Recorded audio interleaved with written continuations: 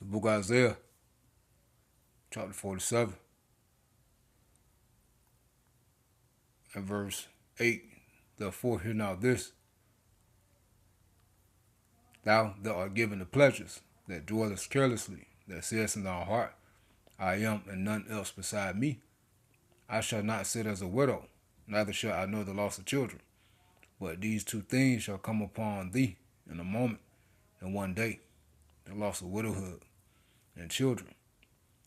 They shall come upon thee in their perfection, for the multitude of thy sorceries, and for the great abundance of thine enchantments.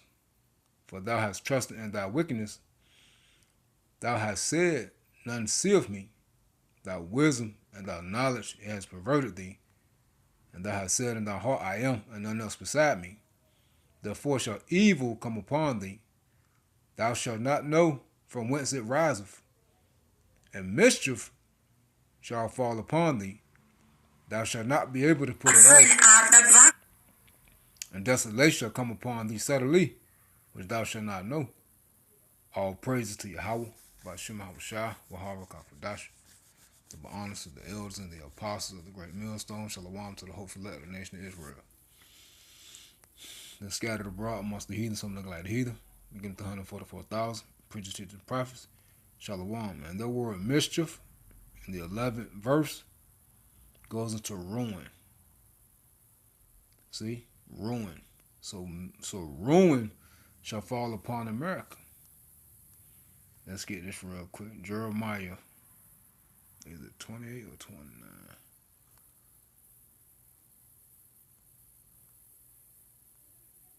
Let's see.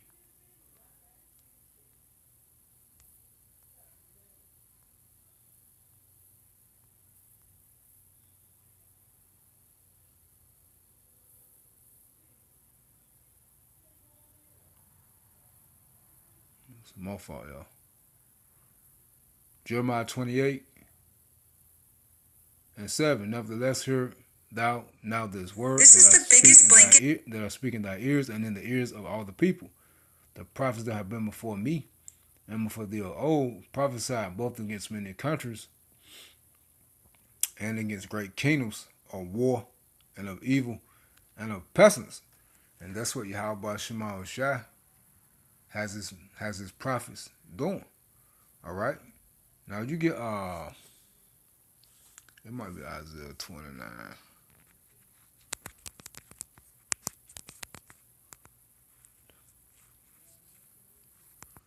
Storm and tempest. Yeah, Isaiah 29 and 6.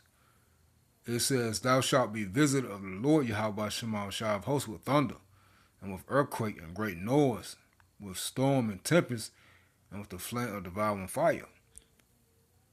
Going to the wrath of Yahweh Shema Shai. Now, like we read in Isaiah 47, real quick, and 11, it says, let's start at 10 again. For thou hast trusted in thy wickedness, thou hast said, None seeth me. Thy wisdom and thy knowledge it has perverted thee, and thou hast said in thy heart, I am, and none else beside me.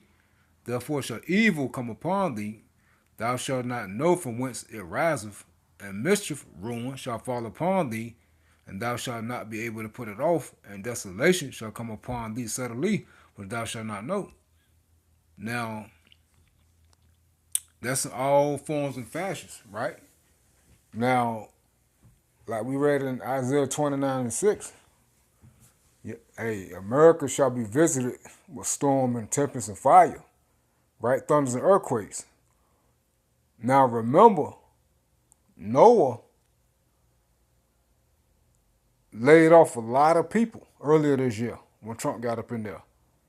All right, now right here, it says Noah warns millions of Americans to stock up on emergency supplies for killer hurricanes. All right, 8 hours ago.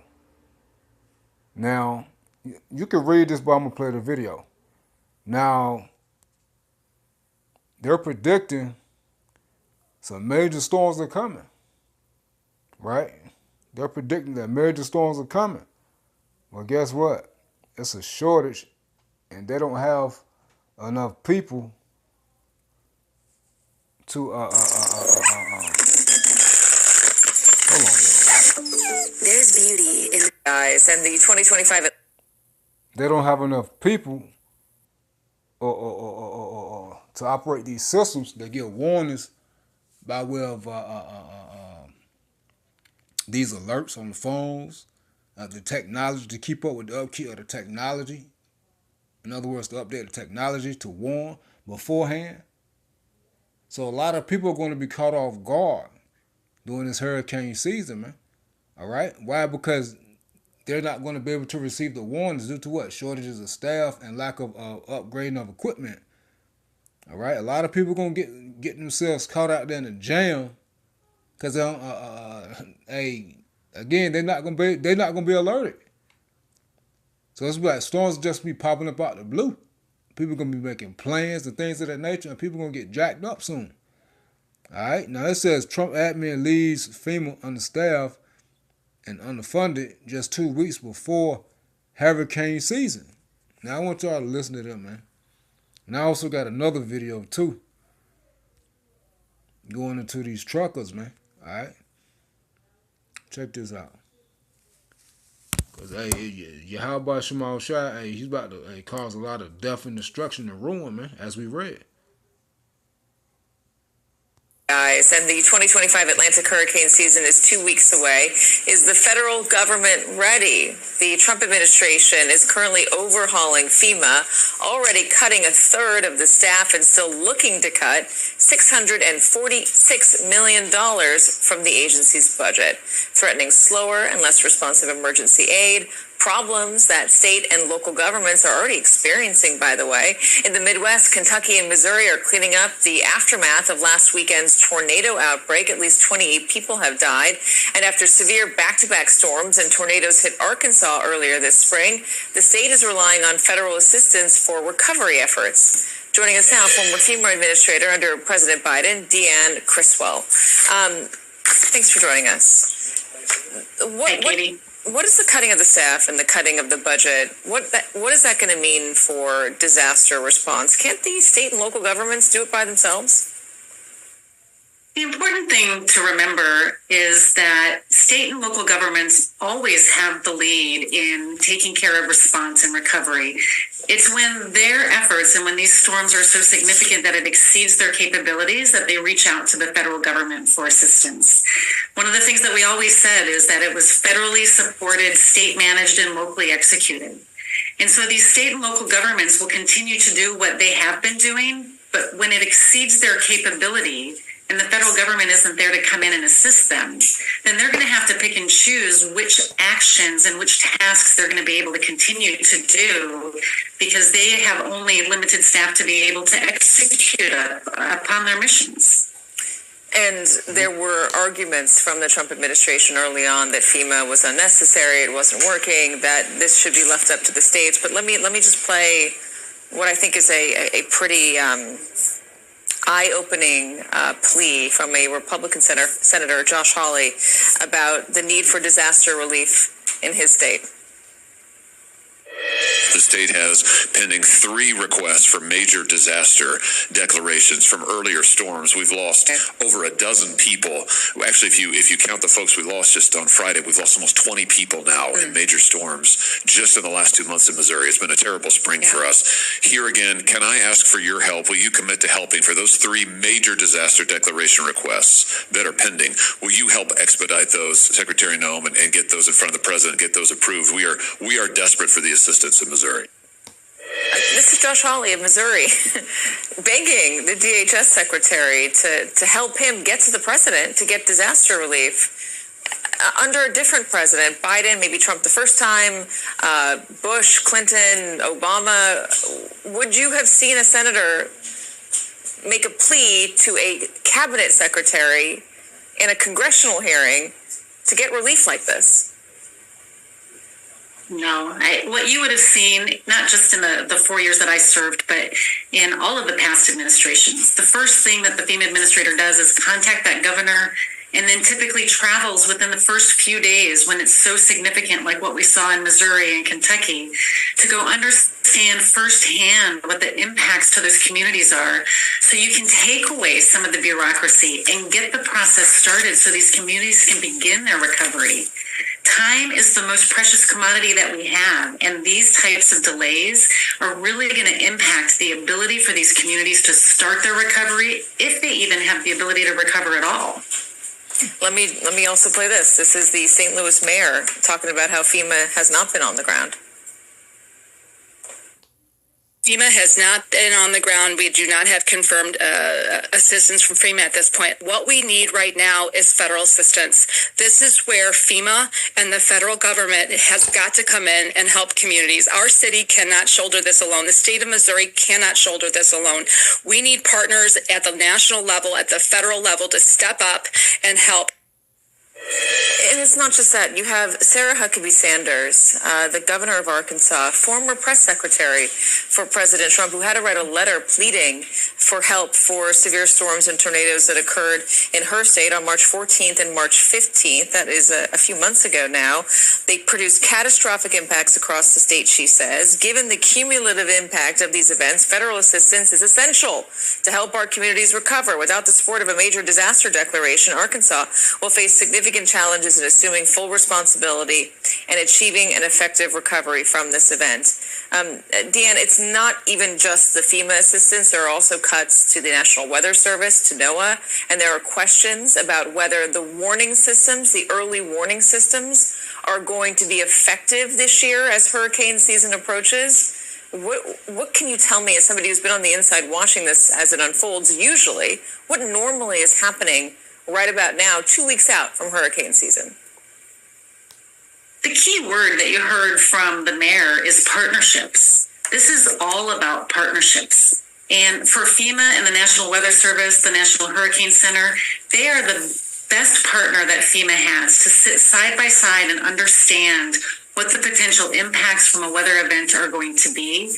They don't just give warnings to the public, which are critical to save lives. They also help FEMA operationalize what the potential impacts might be, so FEMA can start to either pre-plan and pre-position resources so you can save time, so you can get in there and help communities right away.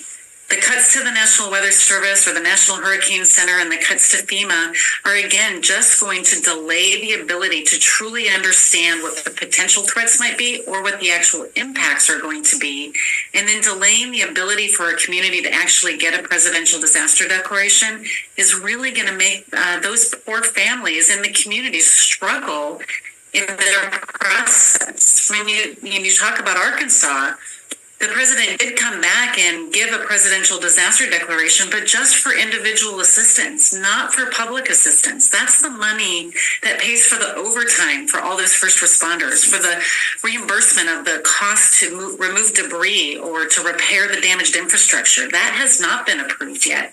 And those are the types of funding that these states and these local jurisdictions don't have the budgets for based on the way the system worked in the past. New Airwick Advanced plug-in with anti-fading technology. For fragrance you're sure to notice. Chupa Chups Melody Pops. Taste the music. So you see, without people being alert or ready, it's gonna cause a lot of damage. And the damage, or should I say, it's gonna cause a lot of lives, man. Lives will be lost, and also more damage. All right, and the damage that's gonna cause, FEMA, man, it ain't in their budget, man, to help nobody. Hey, you see what they're doing out west in North Carolina, they constantly snatching back funds. They ain't helping them folks, and them people are heated, and they constantly getting hit with storms and things of that nature, man. All right, and they have no relief and no help. So when these storms come up out the blue and cause ruin and destruction, right? And these people can't, the ones that survive can't get no help and no aid. It's a wrap. It's a wrap. All right? It's a wrap. And this will cause a lot of chaos, man. So, the time of, people just doing whatever it is they need to do. That lawlessness, that incontinency, and unrighteousness, that every man for himself, that spirit is really gonna be in these places, man. Ultimately, hey, across Babylon, man. All right. So, that's the spirit, man, because all this stuff is coming out today. Like, man, it's been a lot of major news today, man. All right. Hey, again, that's the spirit because you got Memorial Day, Monday. So this Memorial weekend, niggas acting up. It's gonna be a lot of death and judgment going on. See, these people are no longer allowed and no longer able to enjoy these pagan days, man. All right. How about Shemal Shah is bringing a pure hell on these folks? Now let's get this right here. This joint right here, heat right here, man. This is major. I'm gonna put It's like the next big thing. Be the creator. They survive or not. Link to this video in the description box. I'm gonna play it up to the 12-minute and 20-second mark. But let's get this scripture first. See, this ain't the time to be playing around. This ain't the time to get caught lacking, to be losing faith. Hey, how about Shemal Shah is not playing, man. It's not playing. Let's go ahead and get it. Because, these truckers, man, there's a lot of trucker layoffs, and they are exploding. All right? You got Walmart starting to close down. All right? Target getting hit. People boycotting, about to start boycotting Walmart, Target, and McDonald's. You see? You got that little incident. Two Israelis got knocked off. The guy that did to my free Palestine. Y'all know that was set up, man. Come on, this ain't the time to be stupid. All right, this is not the time to be stupid. That was set up. All right. Remember, Esau's belly prepared to seek. That's in Job. All right. So we starting to see a lot of psychological operations going on, these psyops, all this shit, man. But this is pay attention. All of it is gonna add to prophecy, But that situation right there, with the two Israelis getting knocked off by that guy that's talking about free Palestine, they just can bring chaos, man, and unrighteous decrees. Which, go ahead and bring the shit, Esau. Stop fucking playing around. I mean, it's the same shit, man. It's getting old. Bring the shit. All right, goddamn. And we know at the end of the day, you have about Shemal Shah is in control. But, y'all know, man, hell. We just ready for it. Not rushing how about Shemal Shah. But, anyway, man, Esau bitch ass.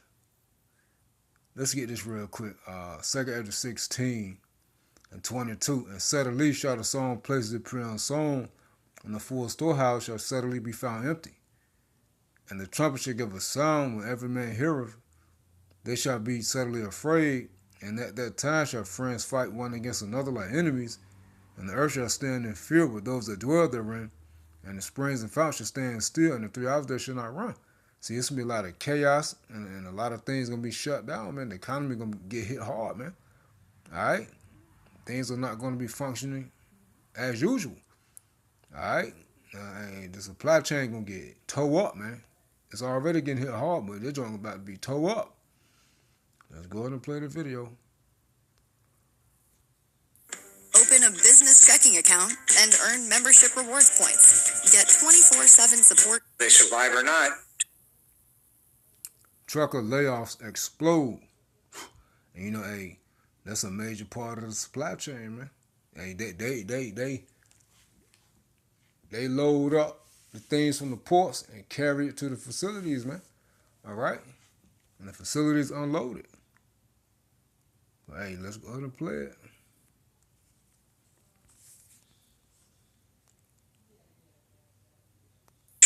Another worst week for the trucking industry. I'm actually sitting in Seattle, Washington right now without a load. I don't have no load right now. I dropped my load 8 o'clock in the morning, and it's already 1 o'clock that I'm sitting here waiting for the load. A lot of people been asking me, is it going to get fixed? Is it going to get better? I have no clue what is going to happen because day by day it's getting worse and worse. I have no clue. Trucking and freight layoffs are exploding across the nation, especially in states like California, where on top of the tariffs and quantitative tightening, they've also doomed themselves by implementing EV standards that they can't even afford to maintain.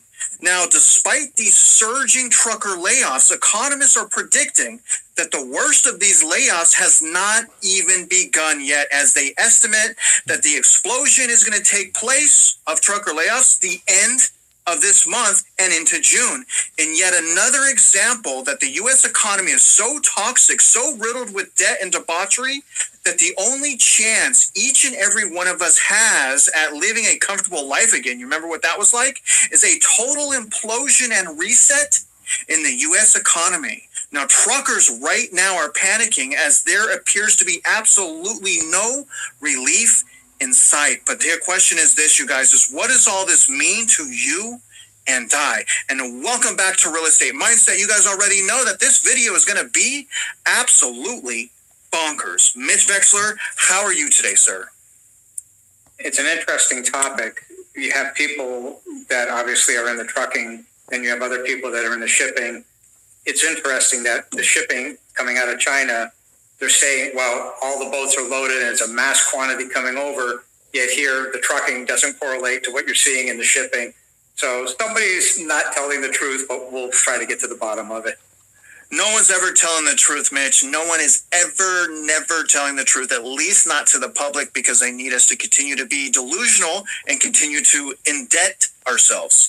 Either way, we're going to start with a video breakdown of exactly what's happening with trucker layoffs. Well, Nicole, we're hearing words like bad and dire and even crisis. We're standing next to a bunch of truck chassis because they're parked and they're not in use. And look on the other side there.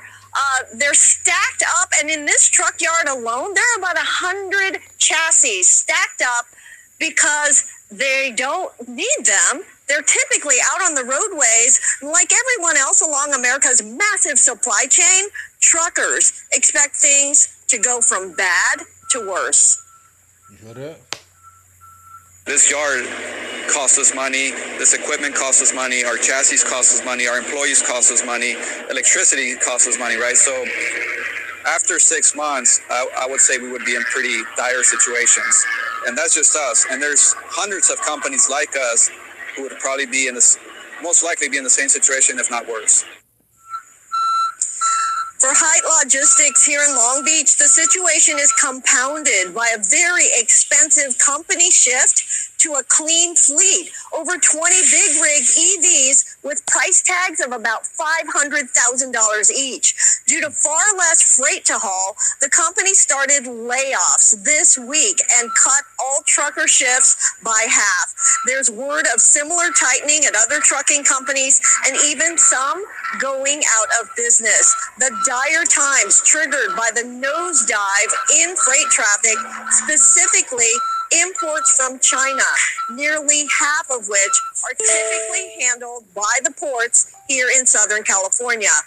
Now, the outlook is grim for the rest of the year, with a drop of 20% in imports overall. But look at this, a monstrous dive of up to 80% of goods from China. Long before the trade war, California had moved to end the sale of gas-powered big rigs after 2035. But now the Trump administration is pumping the brakes on that as it pushes for more American manufacturing. So we hear all kinds of reasons why the economy is doing bad, all kinds of reasons for these layoffs. So can you articulate, can you explain to us, what's the real reason here? Is it EV requirements? Is it the quantitative tightening that's been happening the last 3 years? Is it the fraud, greed, and corruption that's been happening forever? Or is it the tariffs? What's causing the most recent surge in trucker layoffs? Constant reminders of your moderate to severe Crohn's disease or ulcerative colitis can make it hard to be there when it matters most. In trucker layoffs. It's a combination of all the above. The tariffs is kind of an interesting, smaller component of the current problem. Best way I can explain it. So the tariffs have a trickle-down effect my engineer owns a building in Windsor, and his tenants have gone month to month. This is an industrial building, and the tenants have gone month to month due to the fact that they don't know if they will get their contracts. And these are tenants that manufacture machines. So they don't know if they'll get their contracts to keep their business going, because it's tied obviously to the auto industry being out of Windsor. So it's fear of the unknown. In the current situation with these trucking companies, I don't appreciate the fact that the press or who's ever giving the narrative is trying to conflate multiple issues where it's simply not necessary. Pull them apart one at a time. So the idea that long-haul trucks should go EV is sheer insanity. There is no math to back that up. The cost per energy unit cannot compete with diesel. The cost per energy unit cannot compete with simply saying, I'm going to go and buy a used truck, big rig diesel, from a company that's already gone broke, and I'll pick that up for 25 cents on the dollar. That is available today. You can do that. So instead of buying a big rig truck at 180,000, 200,000, you're going to be able to pick these things up at 75 because the market will get flooded. There's simply no way that a battery operated quote long-haul truck, and there's no such thing, but that's what the press will tell you. It can't be done. It's the same thing that, well, I can have an electric vehicle and I get 400 miles. That's great. But if you want to run past 400 miles, you're going to have to pull over and get powered up. That makes these trucking facilities and these people saying, well, we're going to switch to EV, electric, complete nonsense. And if they say, well, we're going to switch to natural gas, you have the exact same issue. You're going to have to pull over and get refueled. So natural gas is good. EV on a long-haul truck, complete nonsense. But they conflate these stories in the same parallel. The tariffs aren't in the same parallel. So for the truckers, the tariffs temporarily are creating a shock. For the truck company, the owners, they're creating a bigger shock because everything is a strata. And it becomes self-fulfilling until, quote, the tariffs and or whatever that shock is reduced. But it doesn't solve the underlying problem. The trucking companies are debted up just like everybody else. It's the debt, it's the debt, it's the debt. That's the problem that everybody is facing. And the reason why it's so important to keep the truckers employed, obviously, because those trucks don't move, goods don't move.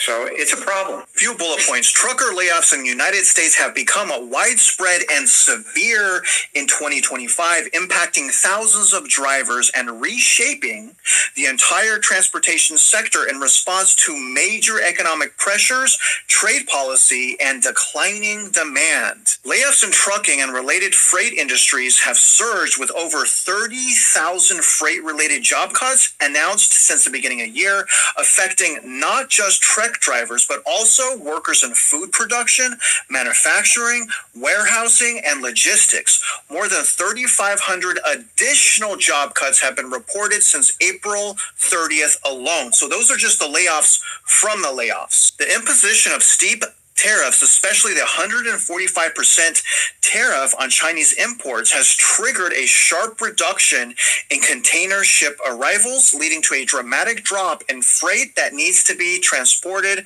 by truck. Economists forecast a 20% decline in total imports and up to 80% in Chinese goods for the remainder of the year, directly reducing demand for trucking services. The broader industry and economic pressures. The trucking industry is facing what many describe as the Great Freight Recession, categorized by plummeting freight rates, excessive trucking capacity, and rising operational costs for fuel, labor, insurance, and new vehicle requirements. Summary table for key layoff statistics in trucking in 2025. So January through May, there was over 30,000 layoffs in freight, food, manufacturing, warehouse, and logistics. April 30th and on, there was over 3,500 in food producers, logistic firms, manufacturing, and retail. Spring of 2025, another 250 drivers and firm layoffs. But look at this, guys. This is crazy. This is saying in late May and in June, there's going to be an additional round of mass layoffs in trucking and in retail, and we're going to experience waves as the full impact of tariffs are felt. At least that's what this is saying. Mitch, would you agree with what that was saying? Do you think that the real surge of trucking and freight layoffs hasn't even got here yet because the tariffs, widespread anyways, aren't really felt yet? Would you agree with that? It's not what's next. It's where. These aren't really felt yet. Would you agree with that? It's going to get a lot worse, let's put it that way. The tariffs, like I said, are just a small current today component part of the problem. The much bigger problem, again, we're back to the pink elephant dancing in the room, is the debt. So the trucking companies have the debt, but the bigger point that I want to make is that these issues are all interconnected. So trucking goes to the retail outlets. Retail goes to mom and pop. You've got logistics up and down that chain. So it touches real estate. Why? Well, inside of all those elements, you will need refrigeration. You will need refrigerated storage. You're back to real estate. So then you need logistics into transportation of industrial goods. So that you're back to real estate. If they can't pay, the real estate can't pay the mortgage because the tenants are leaving, you have a circular global expansion as a direct result of the debt, as a direct result, a smaller component of the tariffs, but the debt is a much bigger problem. And once this thing starts to unwind, it gets bigger. It's like a snowball. It just gets bigger and bigger and bigger. And that's the problem.